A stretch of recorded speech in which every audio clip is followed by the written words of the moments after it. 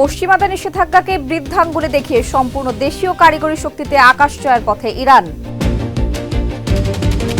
রণকৌশল বদলে এবার আগ বাড়িয়ে ইরানের সারপ্রাইজ অ্যাটাক, হতবাক পেন্টাগন। রাশিয়ায় কিমের ৩০,০০০ এলিট কমান্ডো, জেলেনস্কি তথ্যে কাঁপছে পশ্চিমা বিশ্ব। ইমরান খানের কারাবাস নিয়ে পাকিস্তানকে জাতিসংঘের কড়া বার্তা। নিজেদের শর্তেই চলবে জাহাজ, ওমানের প্রস্তাব প্রত্যাখ্যান করল ইরান। দর্শক, স্বাগত জানাচ্ছি এশিয়া পোস্ট ওয়ার্ল্ড নিউজে। আপনাদের সাথে আছি আমি আফরোজা দিবা। এতক্ষণ শুনছিলেন শিরোনাম, এবার বিস্তারিত। পশ্চিমাদের কয়েক দশকের কঠোর নিষেধাজ্ঞা অবরোধকে বৃদ্ধাঙ্গুলে দেখিয়ে নিজস্ব প্রযুক্তিতে তৈরি বিশাল কার্গো বিমান সিমোর্গ ওড়ানোর চূড়ান্ত প্রস্তুতি নিয়েছে ইরান। দেশটির বিজ্ঞান ও প্রযুক্তি বিষয়ক সচিব নিশ্চিত করেছেন, বিমানটি এখন বাণিজ্যিক ও অপারেশনাল সনদ অর্জনের শেষ পর্যায়ে রয়েছে। সব ঠিক থাকলে ২০২৭ সালের মধ্যে এটি আকাশে ডানা মেলবে। বিস্তারিত প্রতিবেদনে।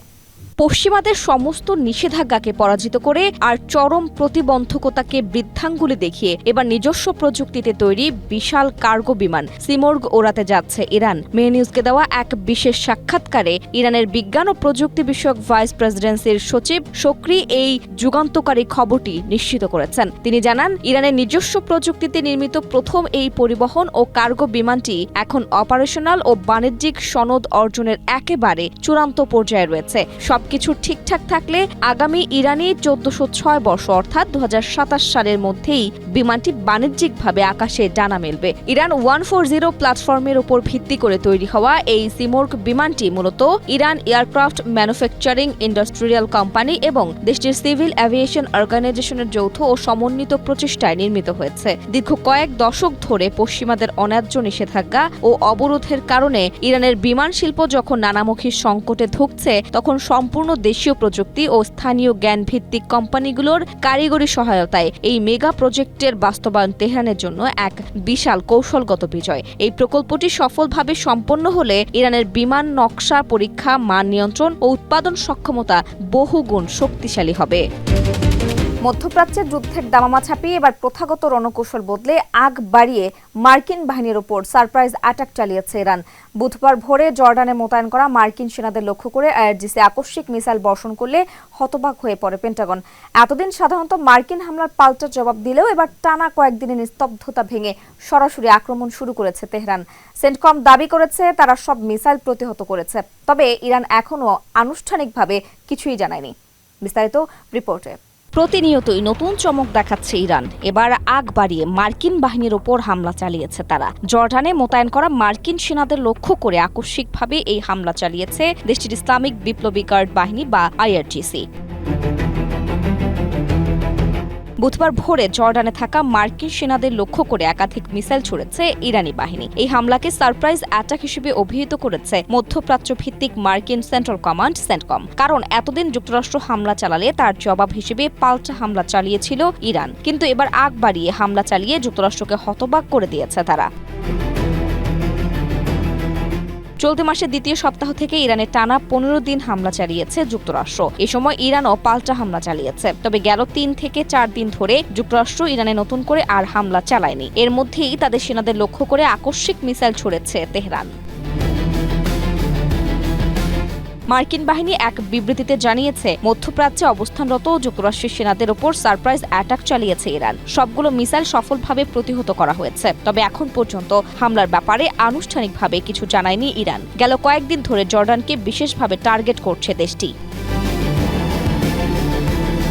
প্রশ্ন হলো, কেন জর্ডানকেই এবার প্রধান টার্গেটে পরিণত করেছে ইরান? বিশ্লেষকদের মতে, কাতার, কুয়েত, বাহরাইনের মতো ইরানের নিকটবর্তী দেশগুলোর মার্কিন ঘাঁটি আগেই বেশ ক্ষতিগ্রস্ত হয়েছে। ফলে ইরানে অভিযান চালানোর ক্ষেত্রে জর্ডান এখন মার্কিন বাহিনীর শক্ত ভরসার জায়গা। এজন্যই তেহরান এবার জর্ডানকে টার্গেট করেছে। Desk report, Asia post. Ukraine যুদ্ধে রাশিয়ার শক্তি বহুগুণ বাড়াতে ৩০,০০০ এলিট কমান্ডো পাঠানোর এক ভয়ঙ্কর ছক কষছে উত্তর কোরিয়া। প্রেসিডেন্ট জেলেনস্কির এই চাঞ্চল্যকর তথ্যে এখন বিশ্বজুড়ে তোলপাড় শুরু হয়েছে। ইতিমধ্যে রাশিয়ার ভোরনেজ অঞ্চলে এই বিশাল সেনাবহরকে বরণ করে নিতে সব ধরনের অবকাঠামোগত প্রস্তুতি সম্পন্ন হয়েছে। দক্ষিণ কোরিয়ার গোয়েন্দা সংস্থার মতে, এর আগে ১৫,০০০ উত্তর কোরীয় সেনা ও শ্রমিক রাশিয়ায় সরাসরি কাজ শুরু করেছে। বিস্তারিত প্রতিবেদনে। নিজেদের ইতিহাসের সবচেয়ে বড় সামরিক মোতায়েন সম্পন্ন করে এবার রাশিয়ায় ৩০,০০০ সেনা পাঠানোর ভয়ঙ্কর এক ছক কষেছে উত্তর কোরিয়া। ইউক্রেনের প্রেসিডেন্ট ভলোদিমির জেলেনস্কির এক চাঞ্চল্যকর তথ্যের বরাতে এই মারাত্মক খবরটি বিশ্ব রাজনীতিতে তোলপাড় সৃষ্টি করেছে। জেলেনস্কি অভিযোগ করেছেন, রাশিয়া ইউক্রেনীয় বাহিনীর বিরুদ্ধে লড়াইয়ে মস্কোকে সরাসরি যুদ্ধক্ষেত্রে বড় ধরনের বাড়তি শক্তি যোগাতে এই ৩০,০০০ এলিট উত্তর কোরীয় সেনাকে প্রস্তুত করেছে পিয়ংইয়ং। ইতিমধ্যে রাশিয়ার ভোরোনেজ অঞ্চলে এই বিশাল সেনাবহরকে স্বাগত জানাতে প্রয়োজনীয় অবকাঠামোগত প্রস্তুতি নেওয়া শুরু হয়েছে, যা গত জুন মাস থেকেই সচল রয়েছে। দক্ষিণ কোরিয়ার গোয়েন্দা সংস্থা NIS এর দেওয়া তথ্য অনুযায়ী এর আগে ২০২৫ সালের নভেম্বরে প্রায় ১০,০০০ উত্তর কোরীয় সেনা সীমান্ত পাহারা ও মাইন অপসারণে রাশিয়ায় প্রবেশ করেছিল।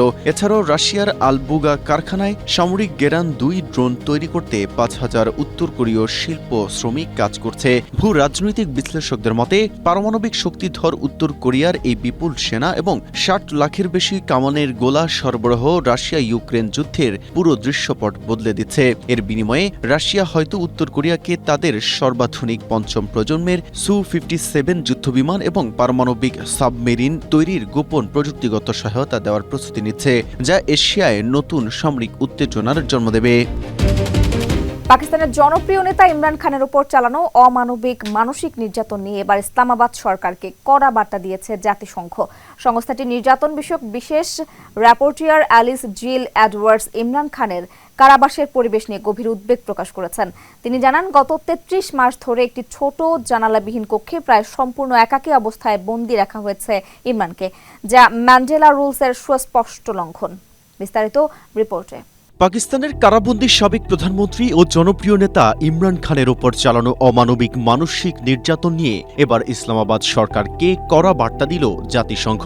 জাতিসংঘের নির্যাতন বিষয়ক বিশেষ রিপোর্টিয়ার অ্যালিস জিল এডওয়ার্ডস ইমরান খানের কারাবাসের পরিবেশ নিয়ে গভীর উদ্বেগ প্রকাশ করে তার সাথে মানবিক আচরণ নিশ্চিত করার জোর দাবি জানিয়েছেন।